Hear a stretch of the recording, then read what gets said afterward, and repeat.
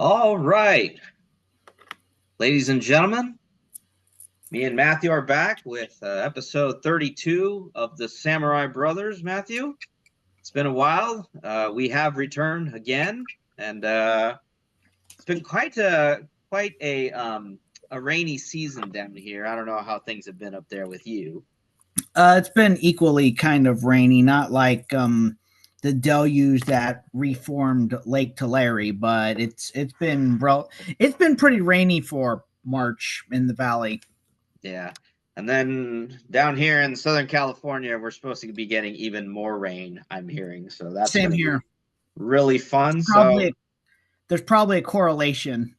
but anyway, folks, we're getting into championship weekends for a lot of tournaments in wrestling. So as a preview for today, we're going to be getting into the D1 conference championships. Some of them are still going on right now, so hopefully towards the end of uh, this episode today, we will be able to have results for all the conferences, all 8 of the conferences. D2 and D3 tournaments are going to be happening next weekend, so we will talk more about those in the following weekend's episode when we talk about the results of those tournaments. And we will cover NAIA and the what will be the final NCWWC tournament. Matthew, I know that you're pretty familiar with following that, so hopefully we'll see how that goes. And the Sumo Basho has started, Haru Basho. So and it's just day one, so we'll briefly cover it, and then Onepiece, chapter 1142. So Matthew, let's get right into it, don't you say? Mm-hmm. All right. So the Haru Basho, Matthew. So as of day one, only one Sekitori is Kyujo out due to injury. So everyone else is in. That would be all 70 minus the one, so 69. But it seems that I think based on what I thought was going to happen, Karoban Ozeki Kotozakura did lose his first day, which does not bode well for the future for him. He needs a majority of wins, at least 8 wins to maintain his Ozeki rank, or we could be seeing a Yokozuna Ozeki from Hoshoryu in the next Basho. What do you think about that so far? Um, I think it's too early. Day one is a little early to tell, but it is kind of weird that he's been having this funk as of late. Granted, Kirishima did have a similar funk shortly after he changed his name, but it is kind of weird that he had this like top success and people were like, "Oh, he's gonna get to Yokozuna," and then he goes Kadoban. And it's like, yeah, altered pretty badly. And then it's yeah, because it's just it is weird to see this new generation of Sanyaku Rikishi having all these issues. Now Kirishima has recently bounced back and is back in reasonably, Sanyaku, but yeah. it is kind of weird that we've got these weird it's like success and then funk. It is a little bizarre to say the least. So Well, I guess we'll see what happens. and that will tie into Hoshoryu also losing his Yokozuna debut, which, to be honest, I'm not surprised, being that hey, they threw him right in there. New Yokozuna, he's probably got the jitters and stuff like that. Plus, it was against Abi, who I mean, if you look at the win-loss comparison, I mean, up until today, Hoshoryu was leading the rivalry 11-6. So that's not necessarily, Hoshoryu isn't exactly completely dominant over Abi. And the other thing is Abi, with his style of sumo, with his pushing and thrusting and being able to dance on the tawara, very unpredictable wrestler. Yeah, Abi is no joke. I mean, his record speaks for himself. Who knows if he's ever going to get above, what's it called? Sekiwake. Sekiwake, but he is no joke. He's able to hang with the current, Sanyaku. So it's not surprising that he'd be able to pull something out of that. I mean, as you mentioned, just because Hoshoju's leading the rivalry doesn't mean that he's being completely dominant. So Abi can definitely hold his own when the occasion calls for it. So Yes. we'll it's still, like I said, it's day one of the basho, so we'll see what happens. Well, I was hovering around Sumo Forum, and I actually pulled it up. User Tsubame from the Sumo Forum, so credit to him for doing the search in the Sumo database. As it turns out, there have been, let's see here, he is now the 9th Yokozuna in this modern era to lose his debut right on day one. But if you look at all the other Yokozuna, they all went on to at least have double-digit basho. So it's not like it's the end of the world, like you say. In fact, Takanohana had the best debut basho out of all the Yokozuna because he finished 13-2. So again, like you said, it's only day one. We have yet to see many things going on. And, who knows, right? Yeah, it, like I said, early in the basho, anything can happen over the next 14 days. That's what makes this type of basho exciting. I mean, if you really think about it, there's nothing else in sports like it where you go 15 days. That's right. I mean, most of that stuff, I mean, it could be drawn out, over a couple of weeks. Well, 15 days in a row because, 15, the NFL has 15. Yeah, they've got their 17 weeks. Right, but it's weeks. Mm-hmm. You're playing one game a week, not including bye, and not including the the postseason when the first, I think it's just the first the one seed gets another bye. So yeah, we'll see, and we'll be reporting back on this next week after day 8 has concluded, because then we'll have a much more clearer picture of how the Yusha race is forming. It's like, because at that point we'll have the basho leaders, and we'll have people who we know probably are not going to be winning the basho, and who's in kind of do or die situation. So we'll have a more clear picture by then. All right. Well, let's move on then, Matthew, to One Piece 1142. Based on what you've read about it, we left off last week with Loki. He's getting ready to raise hell, right? And of course, when we look at how big Loki actually is in comparison to Luffy and even Loki's half brother, Hyldin, right? Yeah, it's you do have to kind of ask, like, proportion wise, like, what and how does this all work? Cause it's like they're half brothers, and I mean, what Hild. I mean, he's what the size of Loki's leg, maybe. Yeah, that is pretty something. These proportions are, it would be like if we were half brothers and you were like 6.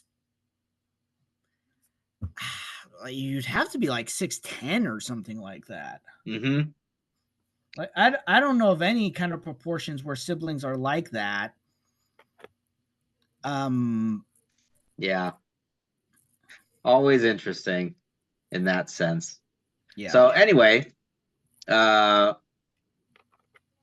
again, but it looks like the God Knights are trying to get their evil plan into place, because they're now trying to start the Holy Knights, you mean? Yeah, the Holy Knights. They are trying to kidnap the giant children, and it looks like, I think one of them has I think it's, what's his name, Rosmadaf or something like that. Really weird. Yeah, Razmilov, or the really weird name, and the guy who actually looks like he's a dragon. But I think one of the things is that he is probably the one that either he has the devil fruit ability, or it's the shepherd family member that's got the devil fruit ability. Yeah, we've clearly got multiple people who have devil fruit abilities, which is something that it is going to be interesting to see. It's like what all is, because there's still a lot we don't know about the Holy Knights. They're a pretty recent introduction Yeah, in they're a One pretty Piece. recent addition, and like I had told you earlier, it's good that we have a bit more variety in the characteristics of the world nobles, because you've obviously got the ones who are considered to be like the old money, snobby, elite types, right? Like, Then yeah, you the got inbred fatsos. mhm. Then you got the five elders who are just they are Normally proportioned, but they're old men. mhm. Yeah, they are old men, and it's only the five of them, right? And now you've But got the Holy Knights who are looking like basically they look like soldiers. It, well, it they basically they look like the guys who, it's because the reality is the world nobles are descended from kings, right. and genetics um Yeah. it looks the Holy Knights so far have looked like these kings who were like, like I'm trying to think of like a king that was they look like I'll say they look like a good comparison would be like Genghis Khan, who was this conqueror and like wasn't afraid to go out and fight and stuff like that. Or Mm-hmm. what we're Japanese. It's like Oda Nobunaga, who again was Right. this guy who wasn't afraid to go out. So these in shape guys, it's like basically they have descendants, and these descendants who have these genetics keep working out, have good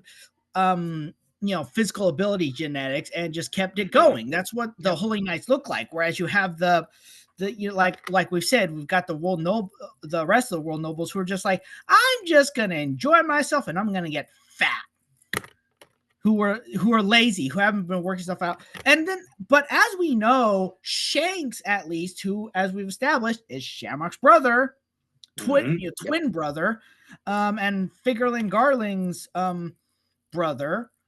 No, son. He's got Conker's hockey. Yep. It's hard to tell if either of those guys have Conker's hockey, but clearly this is genetic. Well, but the five elders do have hockey, and they do have the Conquerors hockey that has been established in the storyline. Yeah, So, so so clearly the Kings, the original like mm-hmm. 19 at least, or some of them, were clearly not pushovers. These Right. were warrior kings. Well, yeah, they were, but I think just how the culture around, the fact that they had established this society, I think it became an elitist society. And it just poured onto that, and it, did that for 800 years, and somehow it just stuck to that. And I think it'd be interesting to see if, I don't know if Oda would provide it, but if there's a flashback as to how this cultural understanding, or how it degraded. Oh, Dolphamingo, another hockey user. Yeah. So yeah, yeah, they're these these are the these it's like I said, these are kind of the concept of the old school warrior kings who actually would go out onto the battlefield and fight. So Yeah. it's like these are the descendants of those warrior kings, some of whom still maintain that physical fighting ability and were able to genetically pass it on, and Mm-hmm. were able to train, because you can have all the genetics in the world, but if you don't train, it's not worth anything. So Well, I know one thing is that Loki has, he stated that if he's not released, he can't help Elbaf. So that's going to be interesting to see how that goes when we get into the next chapter of in course the he's not next really week. making a case for himself, considering the fact that he's using Let's just call it the Mjolnir hammer. I know we're kind of getting, things mixed up. So, well, it kind of makes me think if there's going to be a giant named Thor at some point. we'll see. We will see. Anyway, so that's going to conclude our One Piece discussion. So now, Matthew, let's get into some wrestling now, right? So, as we all know, the NCAA has officially sanctioned women's wrestling. So it is going to be a sponsored championship event starting in the 25-26 season. So with that being said, that means that this I think it's the National Collegiate Women's Wrestling Championships. National Coalition Women's Wrestling Championships. You're right.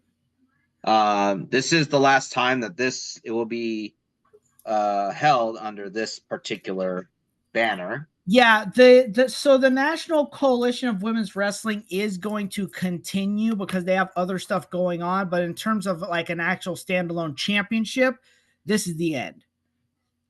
It served its purpose. And, Well, it was a championship for the NCAA programs, and now the NCAA programs are. Well, I think it'll be interesting going forward because I don't know how many of these schools, that have been participating, because I don't know if maybe you can provide some clarity as to how we have a lot of these schools in here that may or may not be NAIA.